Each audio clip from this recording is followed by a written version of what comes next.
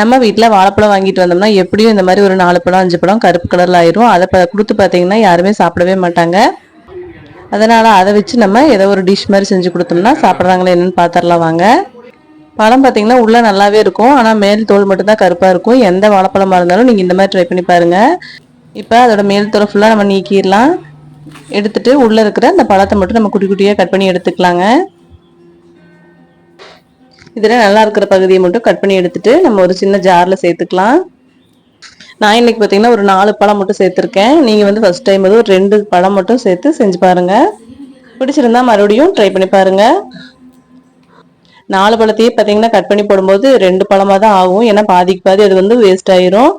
மீதி இருக்கிற பழத்தை நம்ம இந்த மாதிரி ஜாரில் குட்டி குட்டியாக கட் பண்ணி எடுத்துக்கலாங்க. இது கூட நான் ஒரே ஒரு அச்சு வெல்லம் மட்டும் ஆட் பண்ணுறேன். வாழைப்பழம் வந்து ஏற்கனவே ஸ்வீட்டாக தான் இருக்கும். நம்ம அது கூட ஒரே ஒரு அச்சு வெல்லம் மட்டும் நான் சேர்த்துருக்கேன். நீங்கள் கரும்பு சர்க்கரை அல்லது சர்க்கரை எது இருந்தாலும் ஆட் பண்ணிக்கலாம். இந்த மாதிரி பழம் வெல்லம் ரெண்டும் சேர்த்து மிக்சியில் அடிச்சுட்டு வந்தாச்சுங்க. இதை அப்படியே நம்ம ஒரு கப்புக்கு மாற்றிக்கலாம். அதே மாதிரி மிக்சியில் ரொம்ப நேரம் அடிக்க தேவையில்லைங்க, ஒரே ஒரு சுற்று சுற்றுனா போதும், இந்த மாதிரி ஆயிரும். இது கூட நான் ஒரே ஒரு ஸ்பூன் நெய் மட்டும் ஆட் பண்ணிக்கிறேன். இதை அப்படியே நல்லா ஒரு கலக்கி விட்டுறலாம். இப்போ நம்ம ஒரு சின்ன கப்பில் போட்டு கொடுத்து பார்க்கலாம். என்னன்னே சொல்லாமல் நல்லா இருக்குதா என்னன்னு சொல்கிறாங்களான்னு பார்ப்போம். நெய் ஒரு ஸ்பூன் உருக்கி நல்லா கலக்கியாச்சுங்க.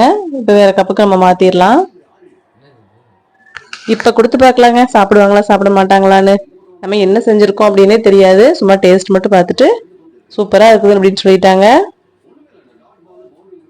ஓகே ஃப்ரெண்ட்ஸ், நீங்கள் உங்கள் வீட்லேயும் வாழைப்பழம் வந்து இந்த மாதிரி வேஸ்ட் ஆகாமல் ட்ரை பண்ணி பாருங்கள்.